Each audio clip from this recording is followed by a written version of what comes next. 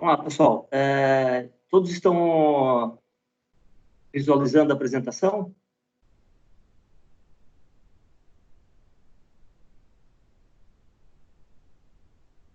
Ok.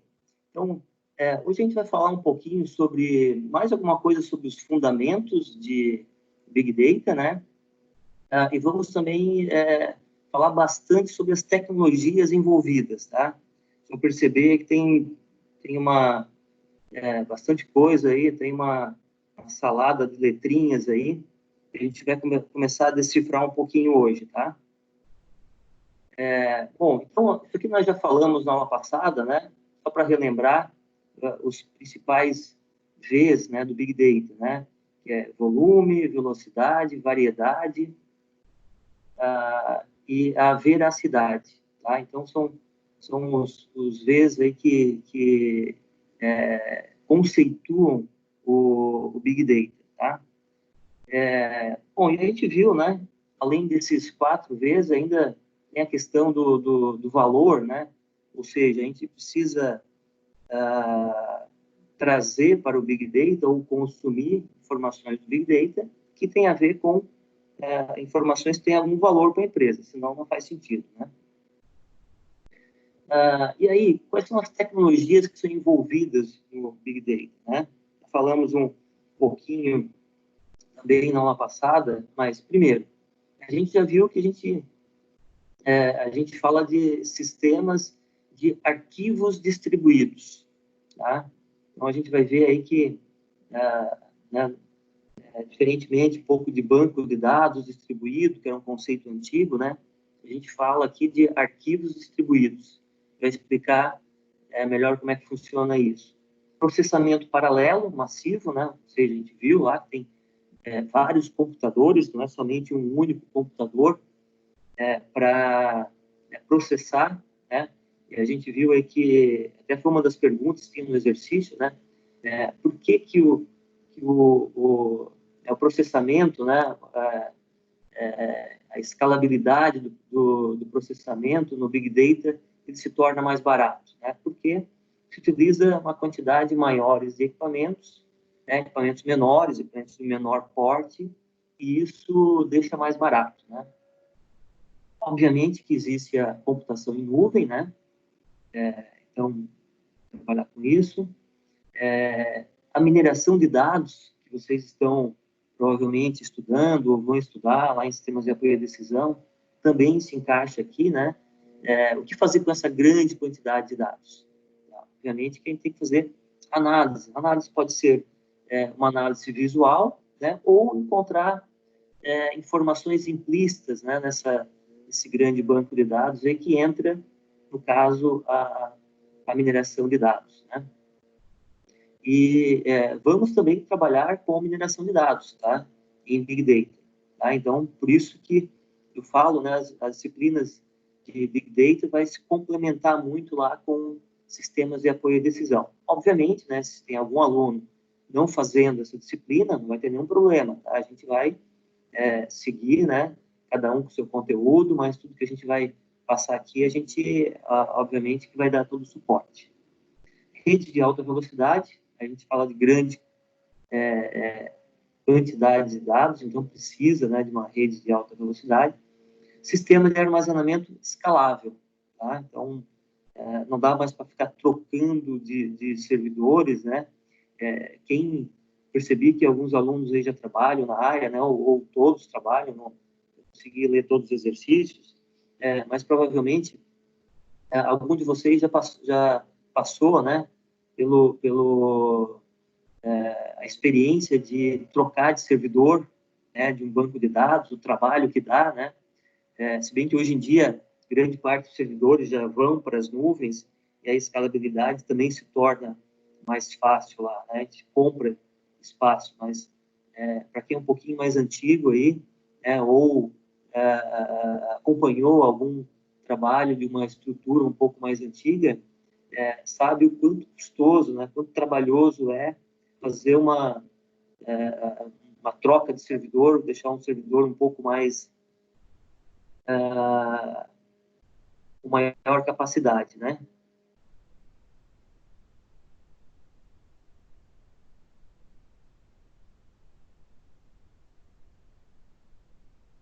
E algoritmos específicos, a gente vai ver que existem alguns algoritmos específicos, além de inteligência artificial, que vocês já também têm algum conhecimento. Bom, aqui novamente, né, esse slide não é novo, a gente já viu na aula passada, né, só relembrando que a escalabilidade dentro do Big Data se torna mais barato, porque ao invés de eu aumentar o número de a máquina, né, custo da máquina, eu vou aumentar o número de equipamentos. Tá? Isso se torna muito mais barato. Eu trabalho com equipamentos mais baratos. E aí, rapidamente falando também, né, dos dois grandes profissionais, existem vários outros, né, mas tem o cientista de dados, né, que é uma profissão aí que está sendo bastante requisitada, né, e o engenheiro de dados, tá? Dentro do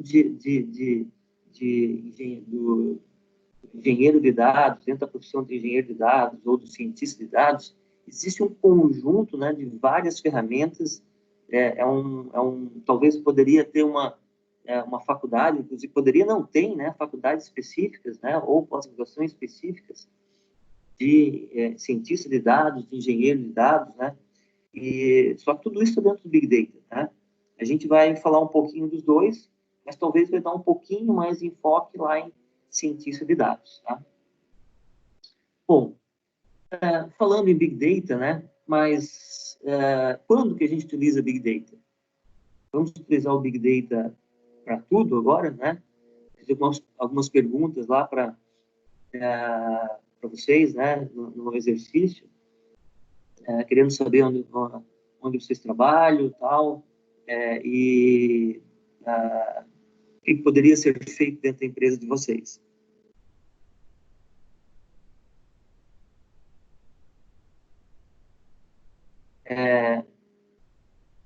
Mas, obviamente, que nem todas as aplicações, nem todas as empresas, elas vão precisar, pelo menos com os dados internos, utilizar o Big Data, né?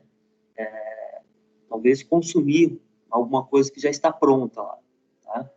Então, quando que se utiliza? Quando eu não tenho a capacidade, não tenho máquina suficiente dentro da minha empresa para processar ou para guardar os dados que eu preciso, né? Aí sim, nesse caso, então, eu vou buscar, né, uma tecnologia de Big Data para guardar esses dados.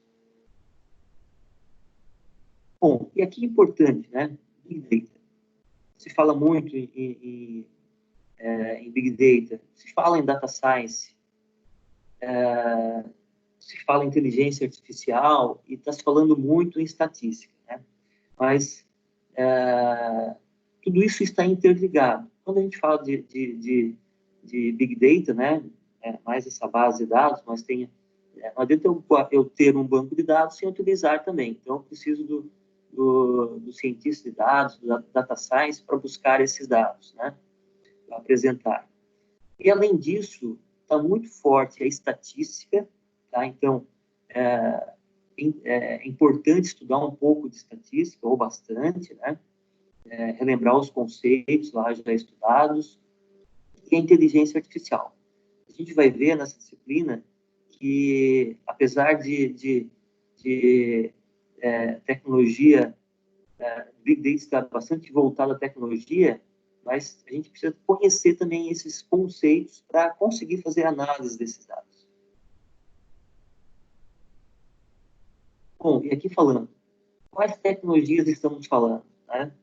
Eu botei algumas tecnologias aqui, e aí a gente vai falar sobre o Hadoop, que todos já ouviram falar, né? Talvez alguém já utilizou alguma aplicação, e depois mais vários outros produtos aí, né? Todos esses produtos aí estão ligados ao Hadoop também, tá? Então vamos, na aula de hoje, entender um pouquinho melhor, né? O que é o Hadoop, quais são as outras tecnologias envolvidas, tá? Além disso, obviamente que não é só essas tecnologias, existem várias outras que a gente vai comentando ao longo da disciplina, tá? Mas, especificamente hoje, vamos falar mais sobre essas tecnologias aqui, tá? Bom, falando do Hadoop, de onde surgiu o Hadoop, né? O Hadoop surgiu da ideia do Google, né? O Google, ele, desde 2003, ele já tinha lá o Google File System, né? Que era tolerante à falha.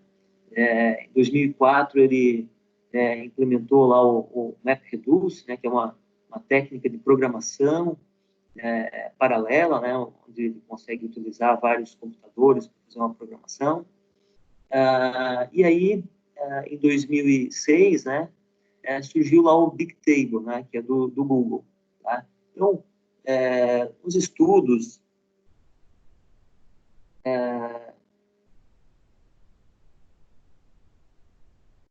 aqui, nos estudos, então, dessas ferramentas do Google, né, surgiu o Hadoop, tá? Então, na verdade, o Yahoo, né, implementou aí o Hadoop usando os mesmos conceitos, tá? E o Hadoop, então, inclui principalmente esses 3 itens aí que compõem o Hadoop, que é o HDFS, que é um sistema de arquivos, o YARN, que é o gerenciador de recursos, e o MapReduce. Para entender um pouquinho melhor esses 3 itens aí que compõem o Hadoop. Bom, primeiro,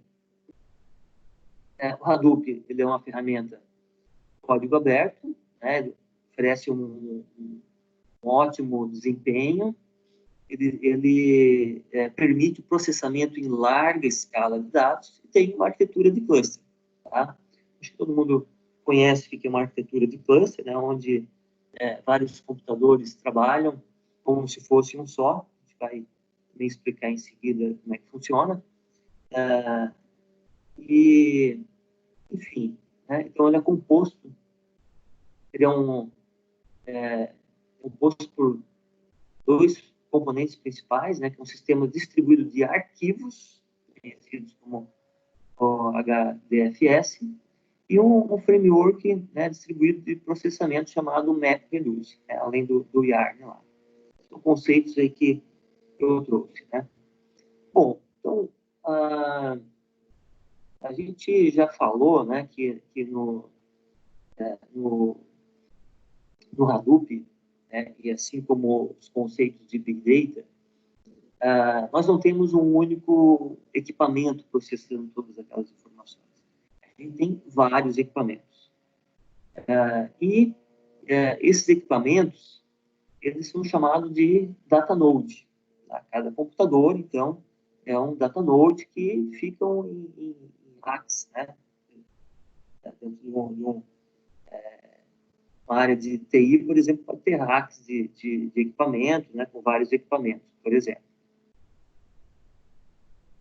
E possui uma alta disponibilidade, né, que a gente já vai entender por quê essa alta disponibilidade, ou seja, está sempre disponível, tá? É tolerante à falha, né? Tem um balanceamento de carga, ou seja, né, quando determinado equipamento está sobrecarregado, então passa para outro, né? E um processamento paralelo. A escalabilidade é horizontal, né? Ou seja, ao invés de eu aumentar o meu número, meu servidor, né? Com esse servidor com maior capacidade de processamento, se torna muito caro, né? A partir do momento que eu preciso ampliar o servidor, posso triplicar, quadruplicar, muitas vezes, e muito mais do que isso, né? O custo, sendo que na horizontal eu utilizo o mesmo equipamento e adquiro um outro, né? Eu utilizo um outro equipamento da mesma capacidade. Tá? Então, fica muito mais fácil escalar de forma horizontal. Faltou processamento, adiciono mais um data node e vai melhorar o processamento.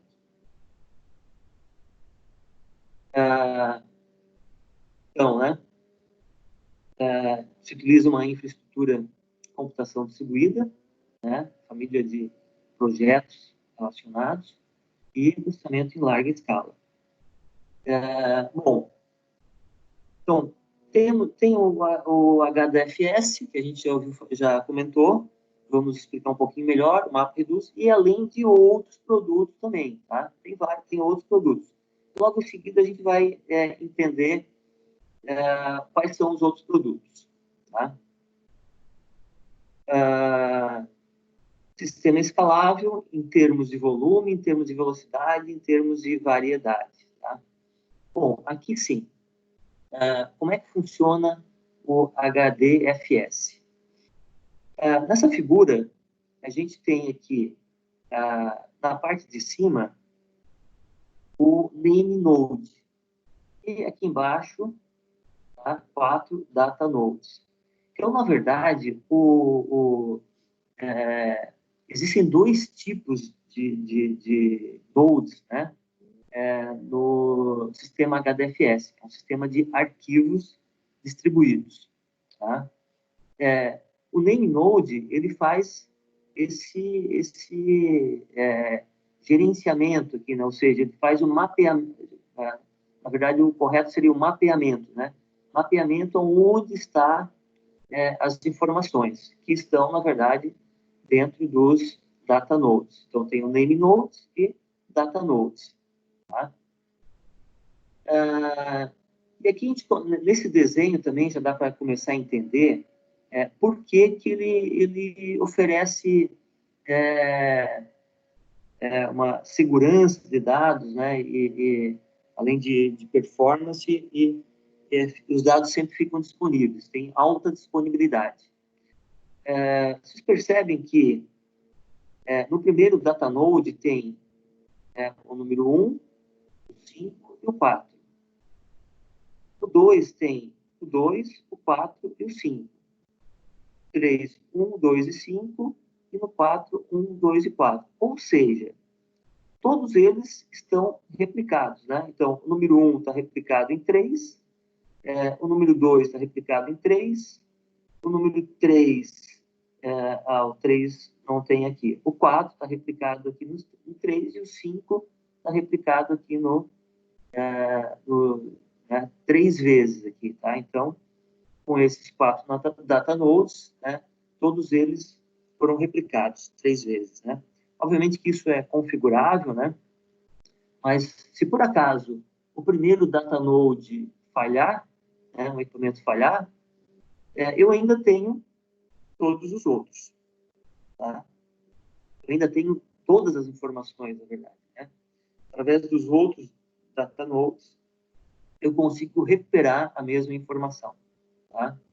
E a gente vai ver que ele consegue se recuperar também, tá? Então, a gente tem aqui, novamente, né, o name node e o data node em racks diferentes, né? E aí, só falando assim que isso é configurável, né? Mas vamos supor aqui que se por acaso os arquivos forem divididos em blocos de 128 MB, como é que poderia ser feito isso, né? Então, como é que é feita a distribuição? Aqui eu tenho 4 cores, né? O laranja mais clarinho, quase vermelho, verde claro e o verde escuro aqui, tá? Então, são informações aqui, né? Blocos de informações de 128 MB. Aqui, então, o próprio Hadoop, ele já faz essa distribuição aqui, ele replica esses blocos aqui, de forma que cada um deles apareçam 3 vezes, tá? Então, pode perceber aí, né? Ele distribuiu ali nos data nodes, né? Obviamente que tanto o bloco como a quantidade de repetição, né? Isso é configurável, tá? Aqui dá para perceber, se por acaso esse data node aqui da direita está mais clarinho, ele estiver fora, né? Estiver desconectado, eu ainda tenho todos os outros disponíveis aqui ainda, tá? percebam que ele já fez uma reconfiguração, né? Replicou os dois aqui que estão fora, né? Aqui, ó, de forma que ainda eu tenho 3 vezes replicado cada uma dos blocos de informações. Tá? Aqui, né, mesmo um hack inteiro saindo fora, eu ainda tenho todas as informações disponíveis aqui. Tá? Então, aqui, formas de recuperação. Então, aqui mostra, né, como que o HDFS funciona e a forma de como que ele consegue deixar as informações sempre disponíveis. O YARN, né, somente o gerenciador de recursos aí do Hadoop, né? Então, ele faz só o gerenciamento aí de todos os name nodes e data nodes. E por último, tem o MapReduce. Tá? O que é o MapReduce? O MapReduce, então, é um código, né? Uma codificação que a gente permite encaminhar um código lá para o Hadoop e ele processar. Tá? Então, ele é um processo, né? O MapReduce é um processo. Ele transforma dados, tá? Da mesma forma como um select também transforma dados, né? E ele executa, né, um job, né, de programa lá no HDFS. Tá? Aqui tem um exemplo que mostra como é que funciona o MapReduce, tá? Que é um código de processamento dentro do Hadoop. Então, imagina aqui a gente pegar aqui um banco de dados, né? Pegar um arquivo aqui, um planilhão aqui de dados públicos que estão lá disponíveis na internet, de pagamento de Bolsa Família. Então, realmente, é um grande banco de dados, né? CSV, tá? Então, aqui tem o tamanho aqui do banco de dados, né? E aqui está somente um print aqui dos dados CSV, tá? Onde tem algumas colunas. E aqui vai começar, então, o processo de MapReduce. Qual é o objetivo, então? Achar o valor de benefício por estado. Tá? Então, se tivesse um banco de dados relacional, vocês iriam dar um select, né? Ia dar um grupo by lá, ia somar os valores, né? Por estado. E o SQL ia retornar esse valor. Aqui no MapReduce ele tem comandos específicos, tá? Então, para entender o funcionamento aí do Hadoop, é interessante também conhecer a linguagem lá que poderia ser utilizado lá no MapReduce, né? Aqui poderia entrar Python, R, enfim, que poderia ser jogar comandos lá, né? Mas, enfim, o primeiro passo é jogar o comando lá para fazer esse trabalho, tá? Então, ele trabalha com key, né? Ou seja, com uma chave, tá? E com um valor. Então, ele vai passar por 3 fases aí o MapReduce, tá? A primeira fase de mapeamento, a segunda fase de sorte, né? Vai ordenar os dados e depois vai fazer a redução, tá?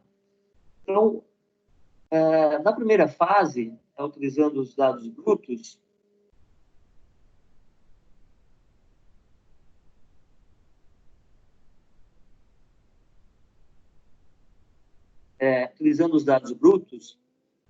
eu vou pegando aqui, então eu tenho um exemplo de uma linha aqui, né?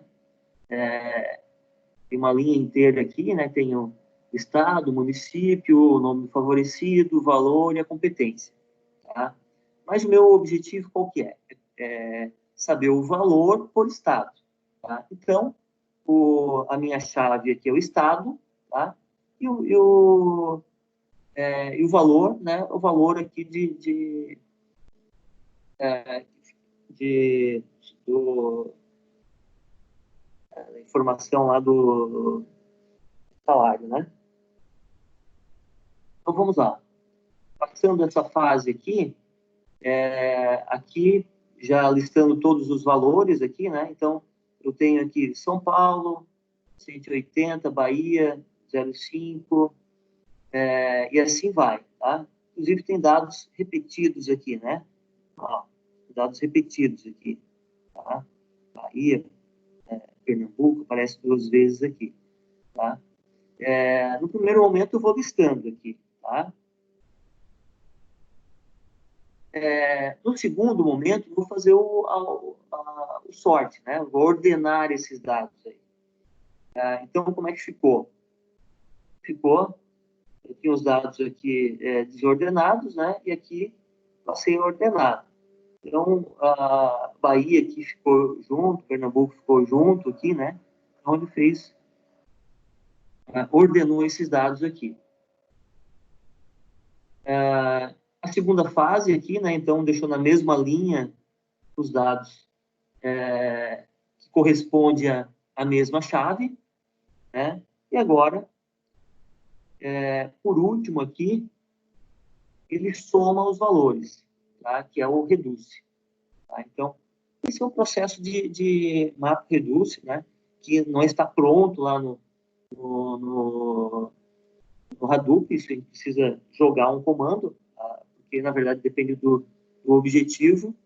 Eu preciso jogar esse comando dessa forma que ele processa isso de forma distribuída entre todos os data nodes lá de dados. Tá? Então, ele vai achando qual o melhor caminho a buscar os dados e faz esse processamento. E um outro exemplo, né, também, é o mesmo caso, ele segue da mesma forma, mas utilizando palavras, né? Então, fica disponível para vocês aqui também analisarem, tá? Qualquer dúvida, por favor, entre em contato. Agora sim, né? Então, a gente viu aqui que o Hadoop, né? Então, ele tem o HDFS, que é um dos principais funcionalidades, o MapReduce e o AR, né? Que faz o gerenciamento. Mas existe várias outras camadas de abstração, ou seja, dependendo do contexto, da necessidade que eu preciso para montar a minha aplicação, tem vários outros produtos complementares que a gente vai começar a detalhar agora. Tá? E aí, né, então aqui entra o ecossistema Hadoop. Tá? Aqui tem algum dos principais produtos que a gente vai conversar hoje, tá? Mas, obviamente, que não se limita a isso. Tem vários outros produtos ainda que poderiam ser adicionados, tá? O primeiro deles é o Apache Zookeeper, tá? Então, vocês vão perceber, né, que da mesma forma como o Hadoop, ele tem um formato lá, tem o desenho de um elefante, né? A maioria todos os produtos ligados ao Hadoop, ele também eles são nomes aí de animais aí, né? E o cuidador todos esses animais aí é o zookeeper, né? Então, como o próprio nome já diz, é um serviço de coordenação distribuída, né, para gerenciar, né, o conjunto de hosts, né, de clusters aí do Hadoop, tá? Só curiosidade, né? O Hadoop, na verdade, o nome dele, ele surgiu de um elefante, porque o programador, né, o cara que estava desenvolvendo lá o Hadoop, ele estava, talvez, né, o pessoal fala, estava um pouco sem criatividade, e a filha dele estava brincando aí com um elefante Hadoop, né? E aí ele batizou, então, o produto de Hadoop lá. E depois ficou com esse nome, né? E aí todos os outros produtos aí acabaram seguindo essa linha de animais, né? Então, o Zookeeper, né, foi originalmente construído no Yahoo, né, para acessar os seus aplicativos de uma forma mais fácil e robusta. Aí depois ele veio para o Hadoop, né? E obviamente ele se tornou o padrão da organização lá do Hadoop, né? Então, ele gerencia Hadoop, o HBase, enfim, toda a estrutura que a gente vai ver em seguida, né, do ecossistema Hadoop é gerenciado pelo Zookeeper.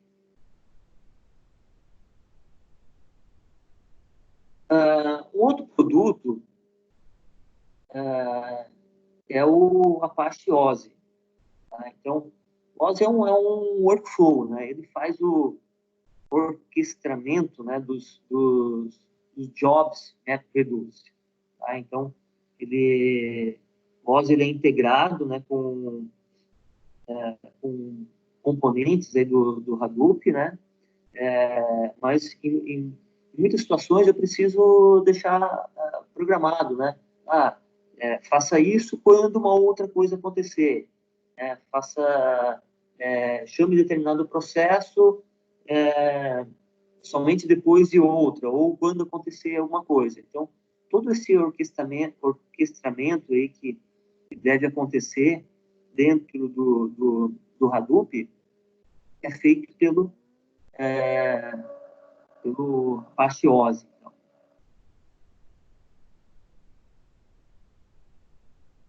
Então, ele é um sistema de fluxo de trabalho, né? Então permite que usuários consigam definir uma série de jobs, né? Escritos em diferentes linguagens, né? MapReduce, Pig, que vocês vão ver que é uma outra linguagem, Hive, mais para frente a gente vai ver que é um banco de dados Data Warehouse, né? Onde consiga também implementar comandos, e aí, de forma inteligente, consegue ligar todos esses produtos aí, e outros também, né? Então, é possível fazer N configurações aí no formato de workflow. Acho que vocês conhecem o conceito de workflow, né? Onde consegue fazer toda a gestão, né? E seguir caminhos diferentes conforme o que pode acontecer, né? Em determinados momentos, de forma automática, executar alguns jobs. Esse, então, é o produto, né, o Ozzy. E o Hive, que a gente falou aí há pouco, ele é o Data Warehouse do Hadoop. Tá? Ele é o Data Warehouse oficial do Hadoop, né? Então, ele funciona, né? Ele funciona com o Hadoop e o MapReduce. Tá? Então, obviamente que a gente está falando, né, de Big Data, e a gente fala que no Big Data a gente tem diferentes formatos de dados, né? Tem dados em diferentes formatos. Mas esses dados em diferentes formatos, em algum momento, eles precisam ser organizados e estruturados para a gente utilizar para alguma tomada de decisão. Tá? Então, não é porque os dados eles permitem estar lá em diferentes formatos que a gente não vai organizar.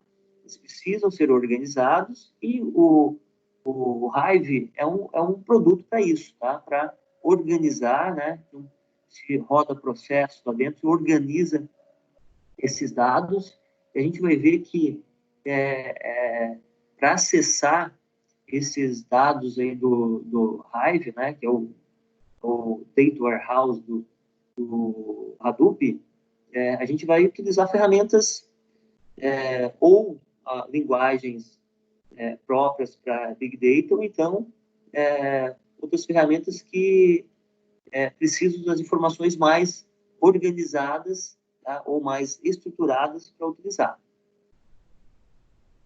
Tá? E aí, aqui tem uma figurinha, né? A gente pode, obviamente, utilizar a mineração de dados, fazer a análise OLAP, né? Ou, inclusive, outros tipos de relatório.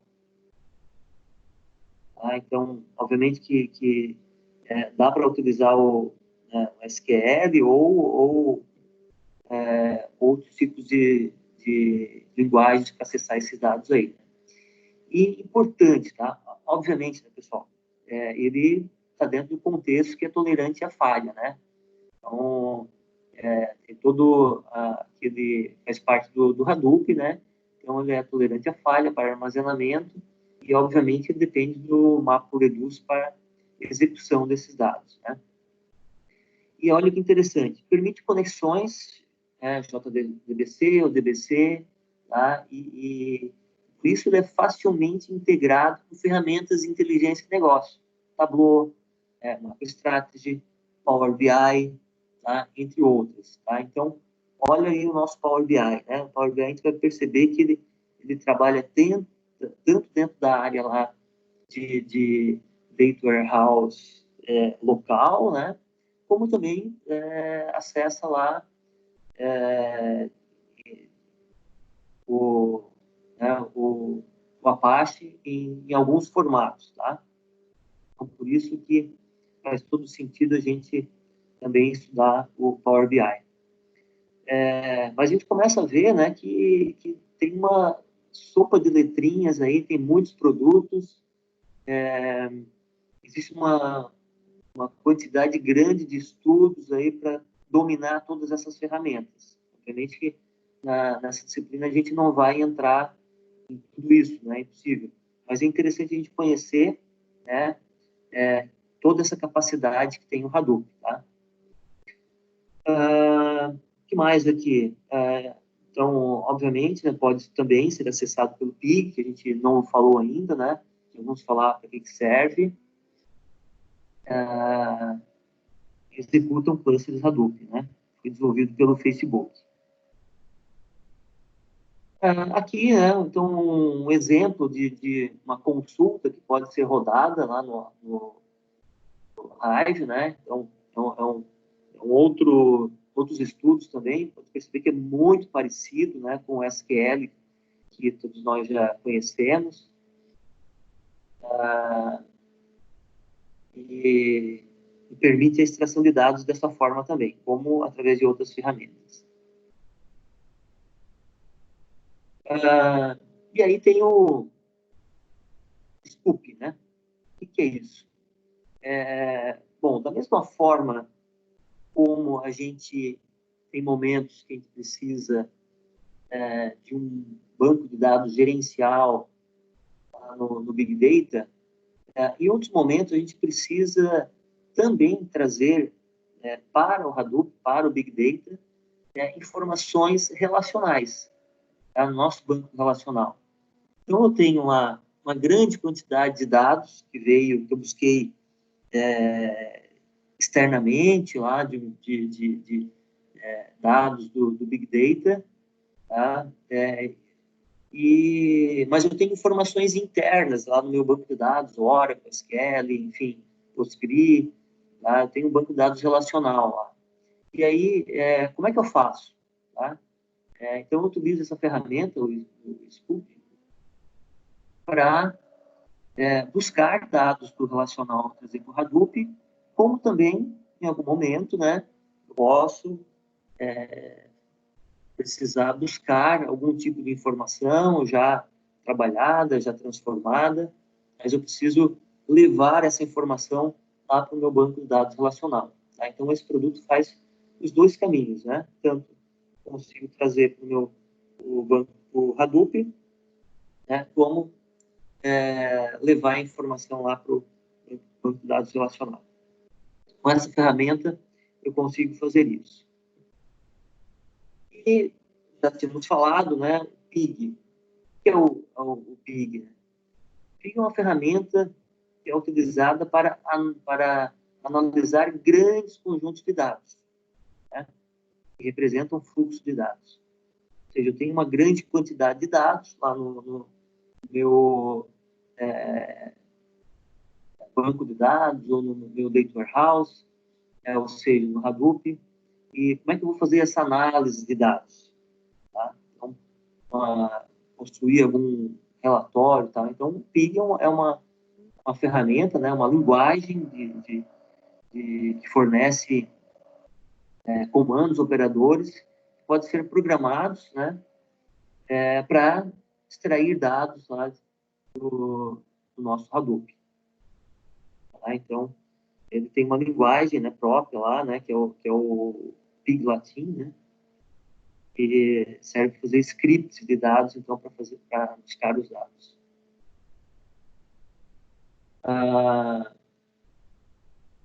Então, só algumas especificações, né, então, uma linguagem procedural de fluxo de dados, contém uma sintaxe de comandos que podem ser aplicados, implementar lógica de negócio, né.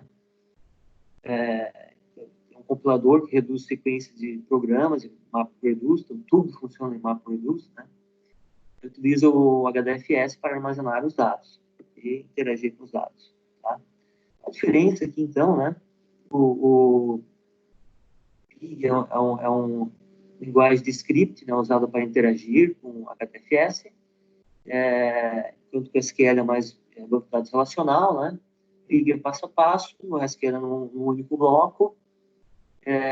No PIG a avaliação é imediata, né? Também não é imediata, obviamente. No SQL é imediato, né? E permite resultados intermediários, tá? Então, enquanto que no SQL eu trago a informação de uma vez só, né? Essa é a diferença entre o PIG e o SQL. Muitos produtos, né, pessoal? Imagino que nesse momento aqui já começa a confundir tudo isso, tá? Por isso que depois vou deixar o material para vocês, tem as informações ali, o vídeo também vai estar disponível, né? Mas um outro produto ainda é o HBase, tá? O HBase é o banco de dados oficial do Hadoop, tá? Não vamos confundir com o Hive. O Hive, que é aquele data warehouse, né? É um armazém de dados, e aí o data warehouse ele tem uma organização diferente, né? Ele é mais voltado para fazer análise de dados, tá? E o HBase não, é um banco de dados orientado a colunas, tá? Então é construído, né, sobre o sistema de arquivos Hadoop. Então aqui mais dados mais específicos, tem uma maior quantidade de dados e a forma de armazenamento aqui é diferente. A gente vai ver em seguida que tem diferenças aí inclusive a forma como a gente vai buscar esses dados depois. Obviamente, é tolerante à falha e tal, né? Assim como toda a arquitetura Hadoop, né? Então, trabalha com chave e valor também, né? Então, vou mostrar aqui, ó, essa figura, vocês vão entender melhor. Aqui tem a estrutura do HBase, né? Então, tem a chave, né, e o valor. E vocês podem perceber, né, por exemplo, aqui na coluna do fone, tá?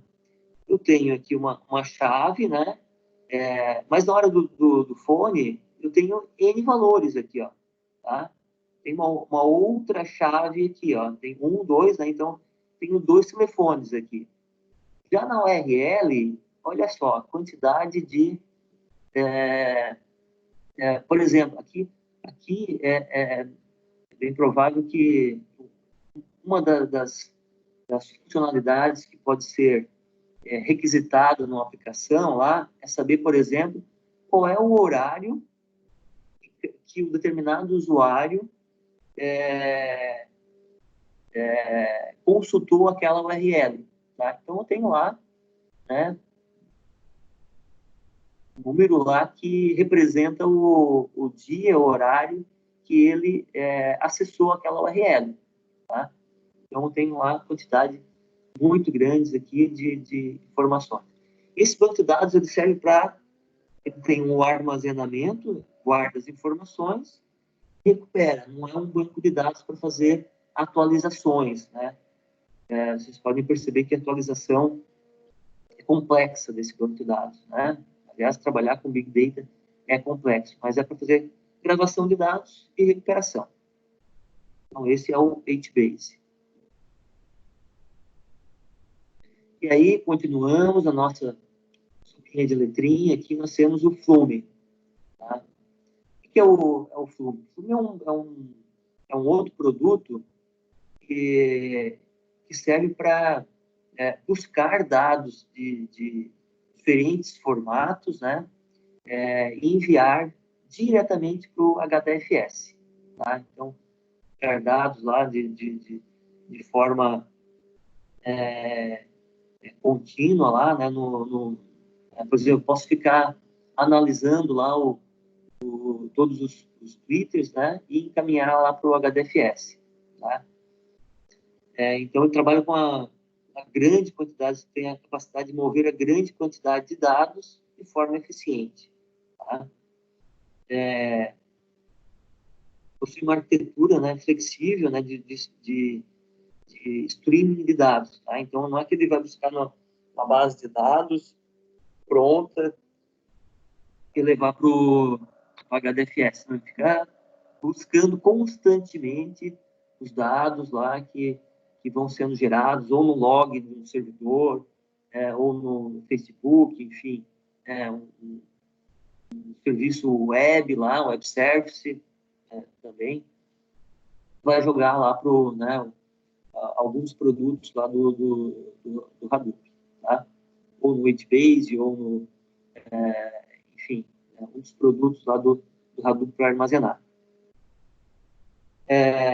Mas é importante lembrar que os dados são gravados, tá? Como ele faz, ele captura esses dados e grava, tá?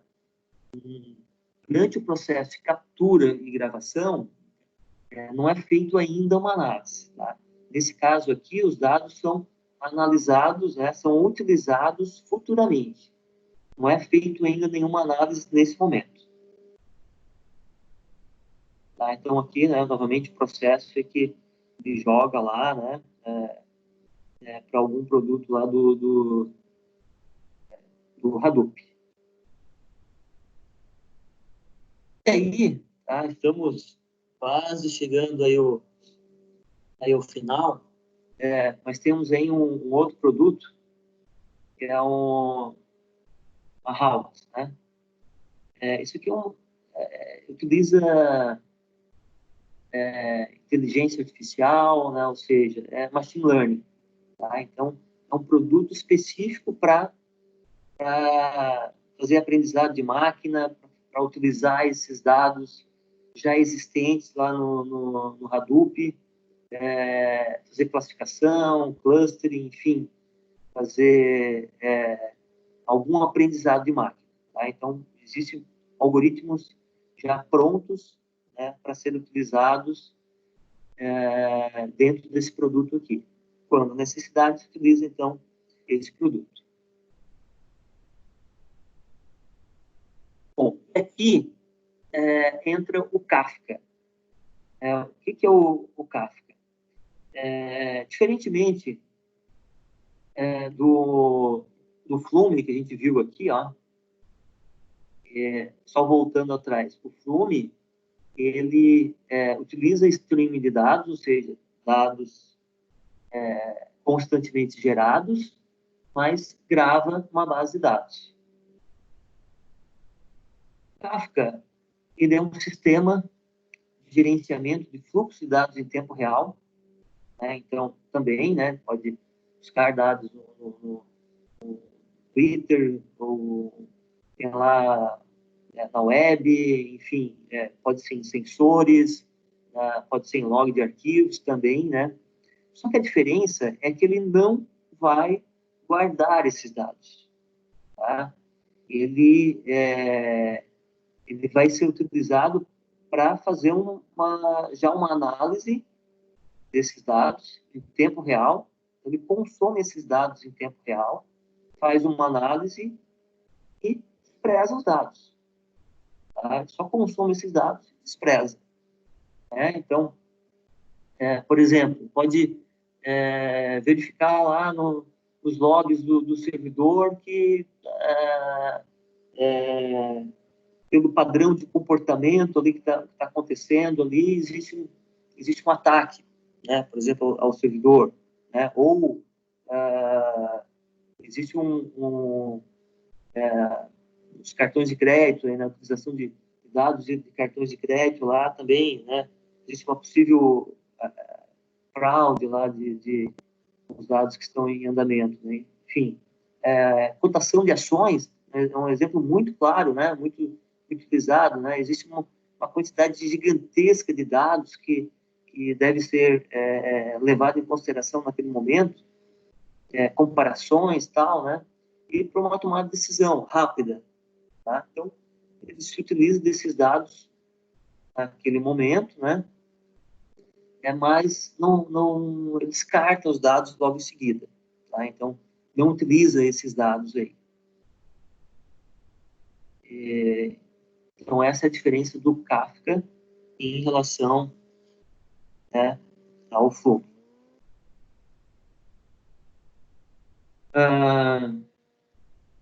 Que só falando, né, que em alguns casos não faz sentido a gente armazenar os dados, né? Então, em alguns casos que quando eu tenho um grande volume de dados, eu preciso analisar em tempo real, né, eu utilizo esse produto aqui para fazer essa análise e descartar os dados.